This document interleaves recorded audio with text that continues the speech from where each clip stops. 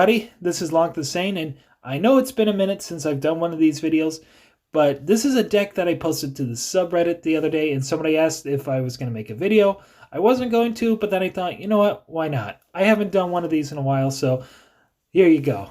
I guess this is more of a special. I don't think this is going to become a regular thing. Maybe I'll get back into making videos, but anyway, this is a deck that I put together. I ended up back in silver because, I really don't try all that hard. So, I ended last season gold, got bumped down to silver, and I just wanted to get through silver real quick. So I put together one of my favorite archetypes, red, purple, aggro. I usually like to put Orpheum of Horrors in it, but, Orpheum wasn't really working, so I kind of abandoned that idea. And this ended up being a really good deck. I went 31-11 with it. As I flew up through the ranks, it did really well. And when I put it together, I wasn't considering the value or the cost of the cards. I just put together a group of cards I thought would be really good. And as it turns out, there just happens to be 0 mythic rares and only 2 rares in the entire deck.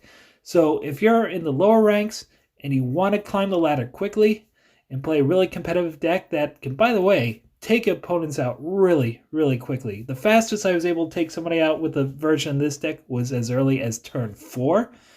5 through 7 is more the norm with it, but this is a really good, really solid aggro deck, and I think it shows off a lot of some of the cool new cards from the Winter War, the newest set. Winter War got a lot of really good tools for aggro and a lot of really good common and uncommon cards, and I think this deck shows that off nicely. So let's just kind of go through it real quick, piece by piece, before we get into the action. Our path is going to be the Alliance Command Center. This is one of the new paths that came out. It's really good for aggro. As you can see, we get the Mantle of Authority every 5 turns, which gives us a free 2/1 minion with focus. And that Triforged Trooper, by the way, does potentially 3 damage because of the focus. So that's something you'll want to remember, because we have a couple other minions that do the same thing. And if at the start of our turn, if we have fewer cards than our opponent, then we get 1 energy, and once we spend 3 energy, we'll draw an extra card. So it gives a little bit of card advantage. We're going to get that Mantle of Authority every 5 turns anyway, so this is really good for providing some card advantage to an aggro deck, which is honestly a weakness of some aggro decks. They don't usually have really good card advantage because you're looking to be very aggressive with it. You don't have time to waste just drawing cards. So yeah, very, very good path. I've been rather impressed with it so far. And then our power is going to be Infuse. I like the versatility of Infuse. We can put that extra, it gives your minion +1/+0 until end of turn. We can put that extra point of damage either to trade up with an opponent's minion or to swing at the opponent's face. So I like the versatility of that. That's why I went with this power. For our minions, we have a Carney Rioter. This is one of the new ones from the Winter War. It's a 2/1, but it also does 1 damage to our opponent before attacking. So if you attack with it and you get blocked, you'll still do damage. If you don't get blocked, it's a minion that does 3 damage. And 3 damage is kind of the dream with these 1-drops. It's very, very efficient, very effective, and very powerful. If you can get one of these going early, you can drain your opponent's life total very quickly. We also have 2 copies of Hysterical Strength. We can either trade up, we can take out a minion that's blocking us, or we can throw it at the opponent's face. Just a good little bit of extra reach to throw in the deck. 2 copies of Strigoi Pup. I just wanted more 1-drops in here, and Pup's fine. It's not great, but it's okay. The life tap, usually not an issue because we're playing such an aggressive deck. We're going to have our opponent dead before losing life really matters. We're going to take them out before they have a chance to really get their game plan going. So the life tap is really not important, but it is a 2/1 for 1 mana, so it is useful. We have 3 copies of Sunken Acolyte. The Acolyte starts out as a 2/1, but if you're able to hit the opponent, it flips into a 3/2 Mana War. So this is another 1 mana card that potentially swings for 3 damage. So we have 3 minions that cost 1 or even less if you count the Trooper from our path that can deal 3 damage to the opponent, and that's very good, very efficient. We also have 3 copies of Vulcan Brand. This may actually be the best card in the deck. It can clear out a bunch of the opponent's minions, and it's going to get through for damage. In situations where you otherwise be blocked or you wouldn't be able to punch through. It's going to hit your opponent for 3. It's going to hit you also, but remember, you're attacking very aggressively. So that loss of life to yourself isn't going to matter in the end because the opponent's going to be dead before it has a chance to matter. We have 4 copies of Daring Trapezist. This can give some cover fire to some of our bigger minions like the Sunken Acolyte or the Carney Rioter, or we can swing it at the opponent's face. We can use it to trade. Very flexible, very useful card, especially since it has the rush mechanic. We have 3 copies of Reckless Volcanist. A 3/2 for 2 mana is good on rate, and when it's destroyed, it deals 2 damage to you and to the opponent. So it's another card like Vulcan Brand that, yes, it does damage to you, but more importantly, it does damage to the opponent. And if you're playing a more aggressive deck than the opponent, then you're just going to take them out before it even matters that you lost any life. So with this deck, you're really going to leverage your life total as a resource. Don't be afraid to deal damage to yourself. And if you're able to tap into that, you can get some really powerful effects, like with the Vulcan Brand and the Volcanist. We also have 2 copies of the Wings of Abaddon. Copy and paste what I said about the Daring Trapezist. We can swing it at the opponent. We can crash into the opponent's minions. Just another good flexible rush minion. All right, for our Harmony cards, we have 4 copies of Inked Brawler. A 2/2 for 1 mana is very good. That's about as big a body as you can get. And also its ability to deal 1 damage is also very important. With a deck like this, with this type of aggro, you're trying to squeeze every little bit of damage out as fast as you can. And if this ends up getting blocked or ends up getting removed, that 1 point of damage can end up mattering. So it's good ability to have in an aggressive deck like this. There's 4 copies of the Racer in Shadow. Copy and paste what I said about the Daring Trapezist and Wings. Throw it at the opponent, crash into an opposing minion. You're probably better off crashing this into opposing minion since it's going to go away at the end of the turn. But if you need to get in that extra little bit of damage, there's been more than once where I've been able to finish off an opponent with the Racer in Shadow. Another new card from the latest set, we have 4 copies of Sister Spitfire. The Sister, the Forge ability, that's pretty negligible. That's not a big deal. But the Awaken ability to give a minion with mana cost 4 or less agile until sundown. Literally every card in here costs 4 mana or less. So this can give any minion agile. And this can be huge. This can be a potentially game-winning play. You play this out, and in situations where your minion would otherwise be blocked and not get through for damage, you can get in for that extra 1, 2, 3 points of damage before it's forced into a trade. And that can make a big difference. That can mean the difference between winning and losing if you're able to finish off the opponent a turn quicker than you normally would have been able to. So this is an excellent, excellent new card. We have 2 copies of Koga Imposter. Imposter is solid. There are some situations where it's kind of okay, but other situations have felt very, very good. For instance, like after getting a board wipe, the Imposter dies, Clan Elder comes in with Rush and is able to swing in for damage. But we also have 3 copies of Shinobi of Fire. So when the opponent sees a single purple gem that costs 3, they think Shinobi. And at times, I've been able to force opponents into bad trades because they think it's the Shinobi.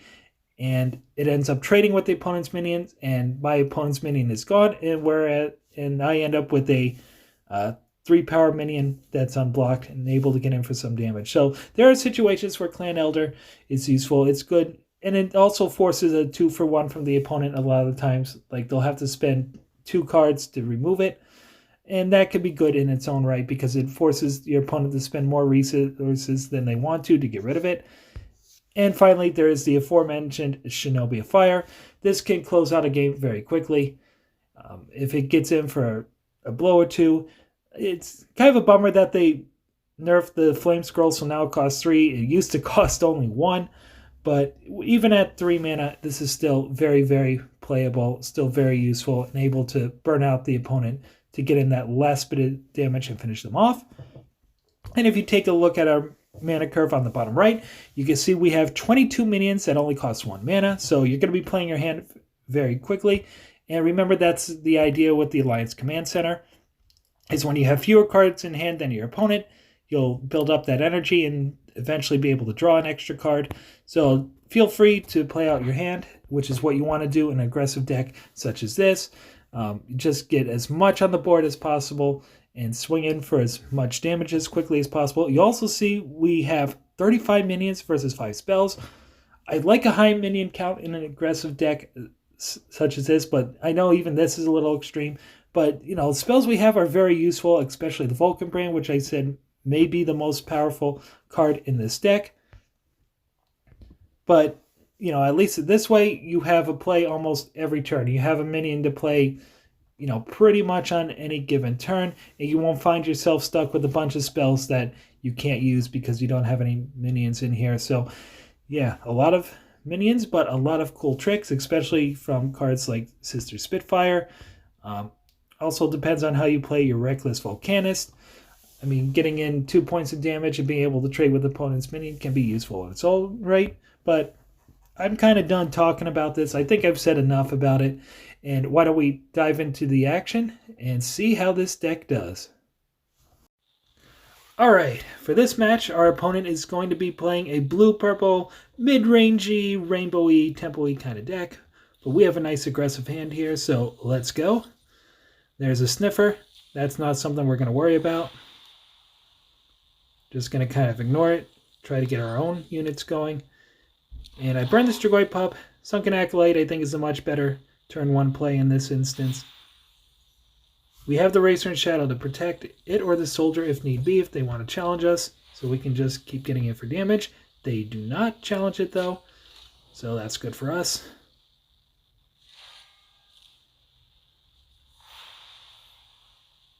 So Trooper's going to get in for 3. And Acolyte's going to get in for 2 and then flip into a 3-2. I'm going to put the Reckless Volcanist down in front of the Sniffer. If they want to remove it, it'll still do 2 damage to the opponent. Hopefully it can clear out space in the middle, but that Pocket Instance means that Sniffer is staying right there. And honestly, I'm kind of glad they got rid of the Karen Henge. That can easily put minions out of range of our Daring Trapezes, Racer and Shadow. So it may be tougher to clear out. But what I wouldn't give for a Vulcan brand right now, but unfortunately we don't get it. So I'm going to just put down Strigoi Pup. Mainly just want to protect the Acolyte here. And I also put down the Inked Brawler, which Brawler, don't forget, will deal 1 damage to the opponent if they destroy it. So I'm fine doing that. Alright, so that's 2 damage from Looker. And they chose to hit our Hysterical Strength, so that now costs 2 mana. Alright, I'm going to use Racer and Shadow here. I'm going to use Infuse to pump it up. Take out White Metal Ox. Get in for 6 more with our Sunken Acolyte and Trooper combo. And between those 2 cards, don't forget, we have spent 1 mana because the Trooper was free. And they're doing 6 damage a turn, so putting up a nice bit of pressure very early on the opponent. And we do have lethal right here. We can take out the Lookie with the Strigoi Pup. Get in for 3 with the Acolyte. Burn a card, drop the Trapezist, play the Hysterical Strength that they tried to tempo, and get in for 5, and that is a turn 5 lethal. So, get the pressure going from the start, try to go as wide as possible, put your foot on the gas, and don't let go. There's no long-range plan, there's not even a mid-game plan. You want to be ending this as fast as possible, and that's exactly what this deck was able to pull off. We were able to take out the units we need to keep getting in for damage. And we had enough to get us across the finish line in the end. So that was a good win for us. Let's see what else this deck can do. So for this match, it's going to be up against red-yellow aggro, clash of the aggro decks. And to start off with, I'm going to lean on the Inked Brawler over the Sunken Acolyte. The reason for that is I don't know exactly what my opponent's playing yet. I don't know what colors they're running. But I do know they're likely playing aggro because they're using the same path as me. And in a race to deal as much damage in each other's faces as possible, I'd rather have a minion out that deals 1 when it gets blown up as opposed to the Sunken Acolyte, which doesn't. And also, I don't have any cover fire for the Acolyte. I don't have a Racer and Shadow. I don't have a Daring Trapezes to play on turn 2. So I might be able to get in for 2 damage with it, might not. But it's likely not going to be able to get in for 3. So my opponent played the Trooper across from my Inked Brawler. There's a Doper. That's up to 3 health. Now, normally I'd be forced to make this trade, but Sister Spitfire is going to say otherwise. I'm going to be able to get in for 2 for Inked Brawler. Normally that would be a trade I would have been forced to make, but I was at least able to get an extra 2 damage because of Sister, and then Sister promptly eats an ignition. My opponent plays a commando, ups the power on the doper, gets in for 2, and that's kind of a mistake by the opponent to play the commando that close to the doper, because now this is going to happen. Boom! That's a Vulcan brand on a Daring Trapezist. I'm going to just blow up the board. Granted, my board is wiped out, but I felt it was important to deal with that doper before it got too large and too in charge for me to deal with. There's my Shinobi of Fire. Maybe I can get in a shot or two on the opponent, get a couple of Flame Scrolls. Nope, not going to happen. There's a Vicious Cycle, so there goes that plan, but at least I'll get a card out of it. Vulcan brand on there. Grid Instructor. Fortunately, Grid Instructor is not much of a threat. Reckless Volcanic is a good pickup. There's a Volcanist. There's another Brawler. There's a Mantle of Authority. I'm going to stay away from that Grid Instructor. So suddenly we have a pretty good board. Okay, Ignition's going to deal 2 both ways. There's Mantle of Authority. So once again, my Brawler is going to be forced to trade. But at least I can get in for 3 with my Trooper. Get in for 1. And then get in for 4 more with the wings.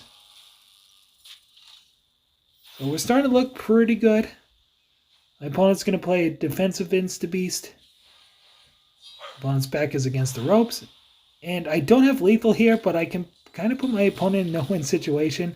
I'll get in for 2 with the wings. Or excuse me, for 5. I'll up its power 1 with the infused power. And by blowing up my trooper into that commando, that leaves them at 1 health. So they cannot touch this Ink Brawler like they do here, because boom, it's going to blow them up and finish them off. So this time I was not able to get as good a board as I was in last match, but we had a few tricks up our sleeve to push across damage, even though we didn't have as dominating a board. We were able to use a couple of Vulcan brands to push 6 points of damage. We were able to deal another 3 damage off of our Inked Brawlers, which traded and did 1 to the opponent. And Sister Spitfire helped us get in for 2 by giving it Agile. So yeah, there's a lot of minions in here, but there's also a lot of tricks you can do with it. Just keep pushing damage as aggressively as possible. And even if we didn't have the greatest board like we did there, we were still able to win this one by turn 7. So let's take a look at one more match with this deck. This last match is going to be against Orange-Green Midrange, kind of a construct-themed deck.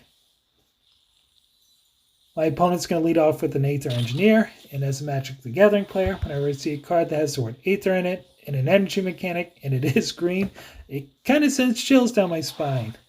So if you play Magic in the last few years, you'll know what I'm talking about. But there's a Sunken Acolyte, there's a Trooper, there's the Engineer. Now, the way they place an Engineer made starting off kind of awkward.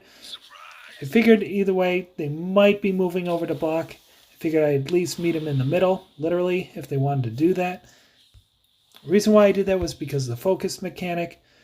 If I left that Pack Trooper, excuse me, the Triforce Trooper where it was, it would only deal 2 to the Engineer, and the Trooper would die. But by being in the lane directly across from it, now I can at least get an even trade out of it. And speaking of trade, there's Racer and Shadow. There's Golubach. Take that out, get in with the Sunken Acolyte. So Acolyte flips into a 3-2. And there goes my trade. That's all Crown Decrees. So the opponent's keeping this Engineer alive. Get in for 3. Acolyte's getting another good workout. There's Shinobi of Fire. Hopefully that'll get a good workout too. You can get a couple of Flame Scrolls. That'd be great.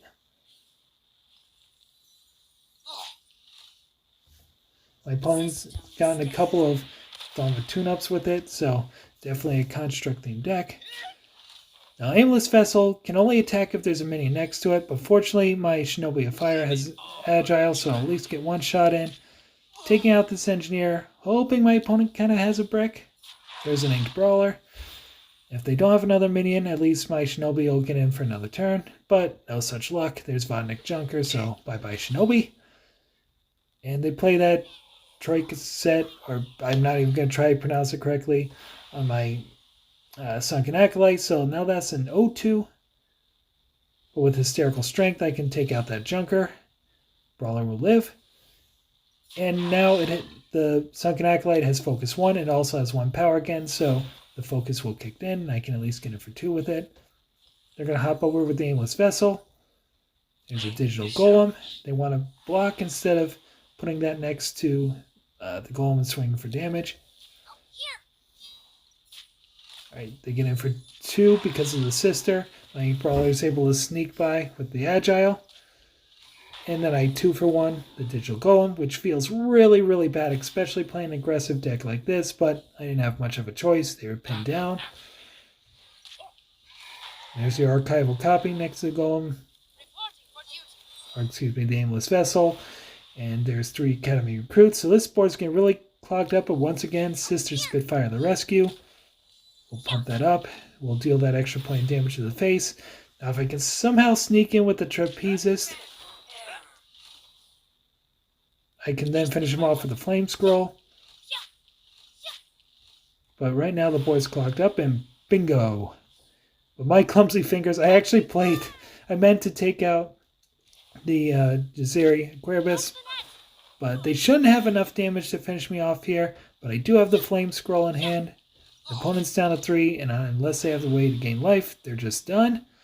And that turns out to be the case. My opponent won't even let me play the Flame Scroll. So we kind of got outsized there. The board got clogged up, but once again, Sister to the rescue. Vulcan Brand came in pretty good handy there too. Sunken Acolyte got a pretty good workout, got in for a bunch of damage. He used Mantle of Authority on that Sunken Acolyte too. That was able to help us push damage even when it was down to an 0-2. And yeah, a lot of cool little tricks in this deck to just keep pushing damage, and that's the way you want to go. Just stay aggressive, get on the gas pedal, and just keep pushing forward. Don't let up, and just get as much damage in as fast as you can, and try to finish the opponent as quickly as possible. And that's the way you want to play aggro. So if you've enjoyed this deck, I will leave a link in the description below. You can go check it out for yourself, and let me know what you think of it. Leave a comment below, and that's going to be it for me today. I will see you guys next time.